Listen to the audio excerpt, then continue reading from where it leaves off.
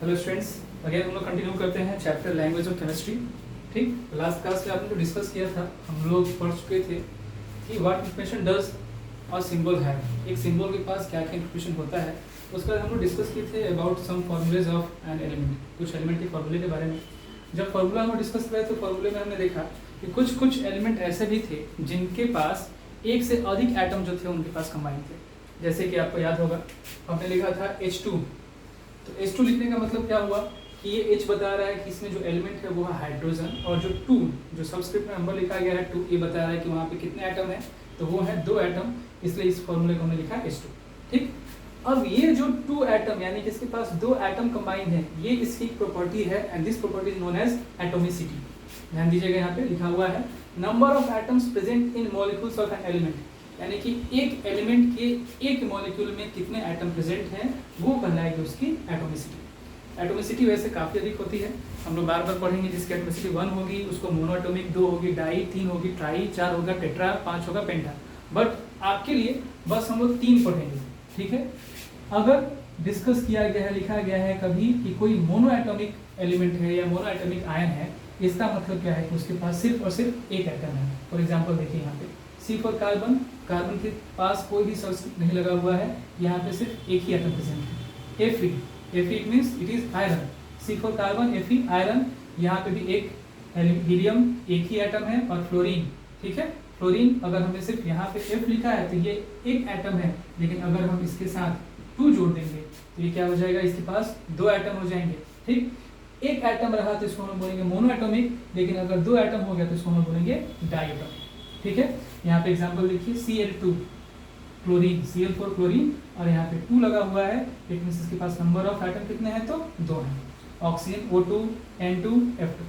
ठीक, थर्ड हम पढ़ेंगे ट्राइएटॉमिक, ऑक्सीजन ओजोन O3, ये एग्जांपल है ट्राइएटॉमिक एटम का। उससे अधिक आपको मिले 4, 5, 6 तो उसके लिए सीधे एक वर्ड यूज करेंगे हम लोग, दैट इज पॉलीएटॉमिक। अगर 4 एटम कंसिस्ट करते हैं देन पॉलीएटॉमिक, 8 हो तब भी पॉलीएटॉमिक, उससे कहीं अधिक हो तब भी उसको हम लोग सीधे एक वर्ड बोलेंगे, दैट आर पॉलीएटॉमिक आयंस। ठीक है, आप लोग क्लियर हो चुका होगा व्हाट इज एटोमिसिटी। ठीक, अब ये एटोमिसिटी आती कहाँ से है, तो ये डिपेंड करती है उसकी कंबाइनिंग कैपेसिटी पे, वो कब कितना कंबाइन कर सकता है, और वो कंबाइनिंग कैपेसिटी जो होती है वो कहलाती है वैलेंसी। ठीक है, अब जैसे जैसे हायर क्लास में जाते जाओगे आपको मालूम चलते जाएगा कि वैलेंसी कैसे हम लोग डिराइव करते हैं। तब तक आप सीधे ये समझिए कि the capacity of an element to combine with other element, यानी कि एक एलिमेंट की कैपेसिटी कि वो दूसरे एलिमेंट के साथ किस लेवल पे कंबाइन करेगा वो कहलाएगी valency. The definition is the capacity of an element to combine with other element is known as its valency. कुछ वैलेंसीज आपको दिए जा रहे हैं जो आपको हमेशा याद रखना है। फॉर एग्जाम्पल हाइड्रोजन की वैलेंसी है 1, हीलियम की वैलेंसी है 0, हीलियम की वैलेंसी 0, 0 की वैलेंसी 0 होने का मतलब क्या है कि कभी भी कंबाइन नहीं करेगा, इसके पास कोई भी कंबाइनिंग कैपेसिटी अवेलेबल नहीं है, हीलियम के साथ कोई भी दूसरा एलिमेंट कंबाइन नहीं कर सकता। लिथियम का कंबाइनिंग कैपेसिटी हुई 1, कार्बन की 4, नाइट्रोजन की 3, ऑक्सीजन की 2, सोडियम की 1, Mg की 2, एल्युमिनियम की 3, क्लोरीन का 1 एंड अगेन पोटेशियम का 1। ठीक है, ये कुछ एग्जाम्पल है जिसको आपको हमेशा याद रखना है। आगे हम लोग देखते हैं। तो आपने देख लिया कुछ एलिमेंट्स के वैलेंसीज। अब जो नेक्स्ट है वो है वैलेंसी ऑफ सम रेडिकल्स। सबसे पहले समझिए रेडिकल्स क्या है। तो रेडिकल्स जो होंगे वो ग्रुप ऑफ एलिमेंट्स होते हैं जो कि कभी भी सिंगल फॉर्म में एग्जिस्ट नहीं करते हैं। वो जब भी एग्जिस्ट करेंगे देन देयर मस्ट बी 1 और मोर देन 1 एलिमेंट। ठीक, और वो उनकी एक कंबाइंड वैलेंसी होती है। कुछ रेडिकल्स का एग्जाम्पल यहाँ पे लिखा हुआ है, इनके ऊपर कुछ साइन भी आपको देखने को मिलेगा, जैसे OH के ऊपर माइनस, SO4 के ऊपर 2-। ये बस आपको ध्यान रखना है, याद करने की कोई जरूरत नहीं है, इनकी वैलेंसीज को बस ध्यान रखेंगे। हाइड्रोक्साइड OH, इसकी वैलेंसी है 1। SO4 को हम पढ़ते हैं सल्फेट, वैलेंसी इसकी 2। HCO3 ये है हाइड्रोजन कार्बोनेट, इसकी वैलेंसी है 1। कार्बोनेट, ठीक है, कार्बोनेट CO3 वैलेंसी है 2। NH4+ ये है एमोनियम, जिसकी वैलेंसी है 1। और नेक्स्ट PO4, इसके ऊपर 3- लिखा हुआ है, 3- यानी कि इसकी वैलेंसी फॉस्फेट बोला जाता है इसे, और वैलेंसी हुई इसकी 3। ठीक है, जितने वैलेंसीज आपको बताएंगे इनको आप याद रखेंगे, और जितने भी फॉर्मूले अब आपको जो मिलते हैं, हम लोग हाइड्रोजन वाटर को H2O क्यों लिखते हैं इसके बारे में हम डिस्कस करेंगे। तो जो भी एलिमेंट आते हैं उनकी वैलेंसी अगर आपको याद रहेगी तभी आप किसी भी कंपाउंड का फॉर्मूला जो होगा वो डिराइव कर पाओगे। देखिए, कंपाउंड का फॉर्मूला डिराइव करने के लिए बहुत ही सिंपल सा तरीका है। ठीक। सपोज करो दो एलिमेंट है ए और बी, ये दोनों कंबाइन करते हैं और जाहिर सी बात है जब कंबाइन करेंगे तो एक नए एलिमेंट का फॉर्मेशन करेंगे जिसके फॉर्मूला में ए भी रहेगा और बी भी रहेगा, ठीक है।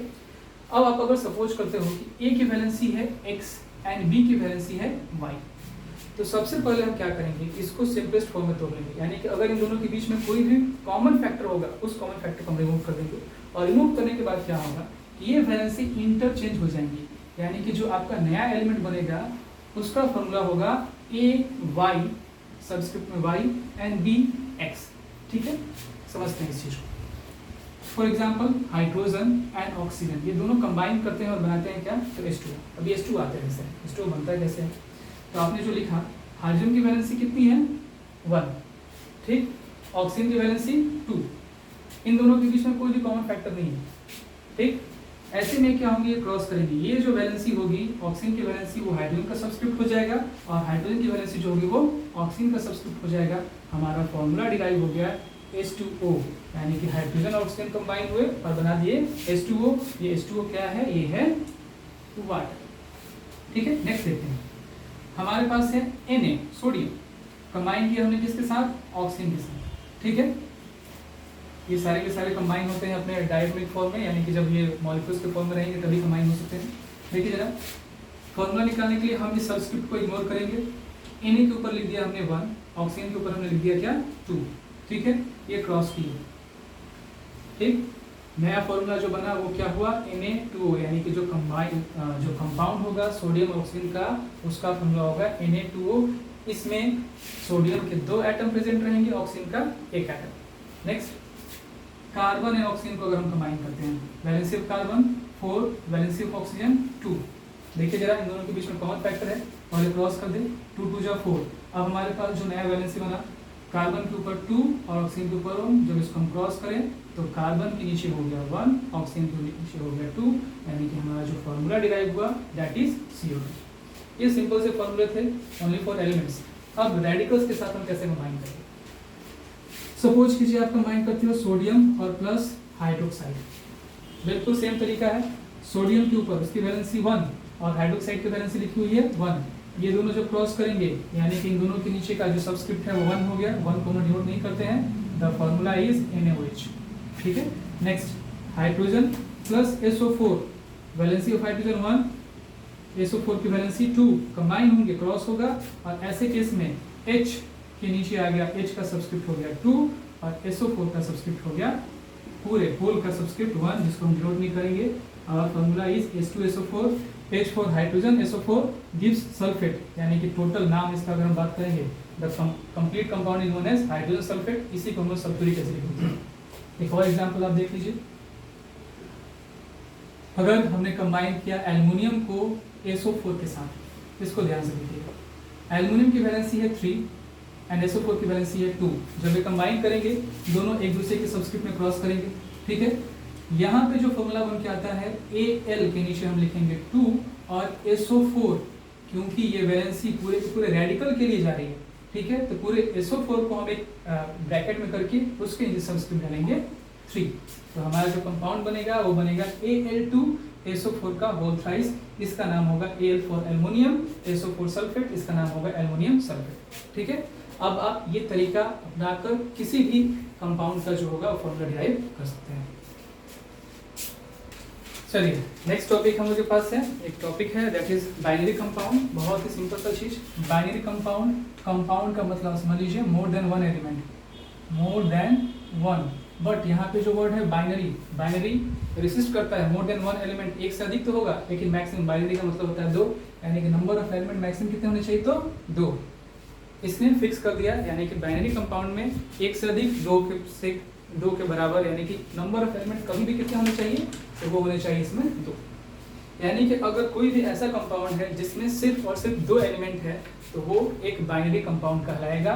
एग्जांपल हम लेते हैं H2O, ध्यान दीजिए सिर्फ 2 ही एलिमेंट प्रेजेंट है, H for hydrogen, O for oxygen, ये एक बाइनरी कंपाउंड है। अगर हमने लिखा Na2O, यहाँ पे Na एंड ऑक्सीजन, सिर्फ 2 ही एलिमेंट प्रेजेंट है, ये भी एक बाइनरी कंपाउंड है। हमने लिखा CO2, कार्बन एंड ऑक्सीजन, यहाँ पे भी बस 2 एलिमेंट प्रेजेंट है। अगर हमने लिखा NH4, नाइट्रोजन एंड हाइड्रोजन, यानी कि इस सबस्क्रिप्ट से हमें कोई मतलब नहीं है, हमको बस चेक करना है कि नंबर ऑफ एलिमेंट्स कितने प्रेजेंट है गिवन कंपाउंड में, तब उसको हम बोलेंगे क्या कि वो है बाइनरी कंपाउंड। ठीक है, अगर ऐसा कुछ देखने को आपको मिल गया H2SO4, यहाँ पे ध्यान दीजिए H S for sulphur and O for oxygen, यहाँ पे नंबर ऑफ एलिमेंट्स कितने हो गए 3, ठीक, तो ये एक बाइनरी कंपाउंड नहीं है। ठीक है, अगर हमने लिखा है HNO3, H hydrogen, N nitrogen, O oxygen, यहाँ पे भी नंबर ऑफ एलिमेंट्स हो गए 3, तब भी ये बाइनरी कंपाउंड नहीं है। सिंपल तरीके से आपको बिल्कुल याद रखना है कि when the number of elements in a given compound is 2 then it is known as binary compound. ठीक है, नेक्स्ट टॉपिक है हम लोग का केमिकल रिएक्शन। केमिकल रिएक्शन क्या होता है? जब भी किसी प्रोसेस में 2 या 2 से अधिक एलिमेंट कंबाइन करते हैं और कंबाइन करने के बाद एक थर्ड एलिमेंट का फॉर्मेशन करते हैं जिसकी प्रॉपर्टी पहले जो एलिमेंट कंबाइन की उनकी प्रॉपर्टी से बिल्कुल डिफर होती है, तो उसको हम बोलते हैं केमिकल रिएक्शन। यानी कि अगर कोई केमिकल रिएक्शन हुआ, ए और बी 2 एलिमेंट है, कंबाइन किए, कंबाइन करने के बाद ये C या C+D ऐसे नाम के 2 एलिमेंट बनाते हैं और इनकी प्रॉपर्टी इन दोनों की प्रॉपर्टी से मैच नहीं करती हो, तो हम उसको बोलते हैं कि यह है एक केमिकल रिएक्शन।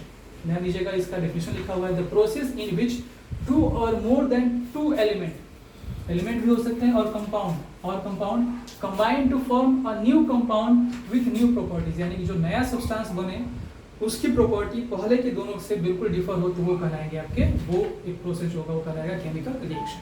ठीक है, इस केमिकल रिएक्शन में जो हम लोग लेफ्ट साइड लिखते हैं इनको हम बोलते हैं रिएक्टेंट्स, यानी कि जो रिएक्ट करते हैं, कंबाइन करते हैं, वो रिएक्टेंट कहलाएंगे, और जो सब्सटेंस बनता है उसको हम बोलते हैं प्रोडक्ट।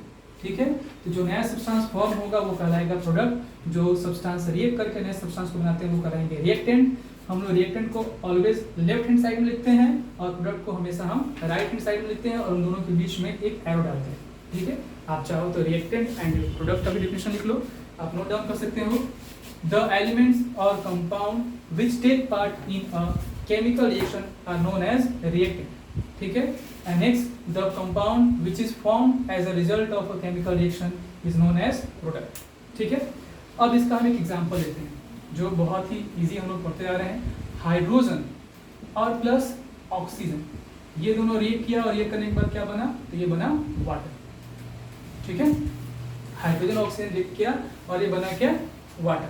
ठीक, अब इसकी प्रॉपर्टी अगर आप देखोगे तो वाटर की प्रॉपर्टी की अगर हम लोग सिर्फ उसके फ्लेमिंग कैपेसिटी के ऊपर डिपेंड करें, उस पर डिस्कस करें, तो हाइड्रोजन जो होगा वो भी आग जला सकता है, बहुत ही हाईली ये जो होता है काफ़ी अधिक एनर्जी क्रिएट करता है जब भी जलता है, तो ऑक्सीजन भी हेल्प करता है आग को जलाने में, बट यहीं पे वाटर जो होगा वो क्या करता है, तो वो आग को एक्सटिंग्विश करता है, आग को बुझाता है। यानी कि जो नया प्रोडक्ट बना है उसकी प्रॉपर्टी जो बाकी दोनों की प्रॉपर्टी उससे बिल्कुल डिफर करती है। ठीक, अब इनमें ये जो दोनों हुए ये कहलाए क्या, तो ये दोनों हैं रिएक्टेंट, और इन दोनों के बदले में जो नया सब्सटेंस बना ये कहलाएगा प्रोडक्ट। अब जो हम लोग पढ़े अब तक उसमें हम लोग हाइड्रोजन को डिनोट करते हैं किससे, तो H से, ऑक्सीजन को डिनोट करते हैं हम लोग O से, और जो नया प्रोडक्ट बना वाटर इसको हम डिनोट करते हैं H2O से। ठीक है, तो किसी भी केमिकल रिएक्शन को उसके सिंबल और फॉर्मूले से डिनोट करने का जो प्रोसेस होता है वो कहलाता है केमिकल इक्वेशन। यानी कि denoting a chemical reaction with the help of symbol और फार्मूला, जो भी आपने केमिकल रिएक्शन दिया उस केमिकल रिएक्शन को बस आप सिंबल और फार्मूला के बेसिस पर लिख दिए। हाइड्रोजन H+O2 रिएक्ट करके बना H2O, इससे हमको मालूम चलता है रिएक्टेंट क्या है, तो हाइड्रोजन है और ऑक्सीजन है, रिएक्ट करने का जो नया प्रोडक्ट बना उसका नाम क्या है, तो वाटर है। नेक्स्ट एग्जांपल हम लिए C+O2 बना CO2, हम लोग कह सकते हैं the reactants are carbon and oxygen, तो हम लोग अगर लिखना चाहें तो लिख सकते हैं when carbon reacts with oxygen, या जब भी किसी रिएक्शन में ऑक्सीजन होता है तो उसको हम बर्निंग भी बोलते हैं, तो बोल सकते हैं when carbon burns in the presence of oxygen then carbon dioxide is form. ठीक है, आप लोग के फर्स्ट चैप्टर में बस इतनी ही चीजें थी, इसके बाद आपको जो क्वेश्चंस होंगे आपके डिस्क्रिप्शन बॉक्स में दे दी जाएंगे, आप उसको कर लेंगे। Thank you.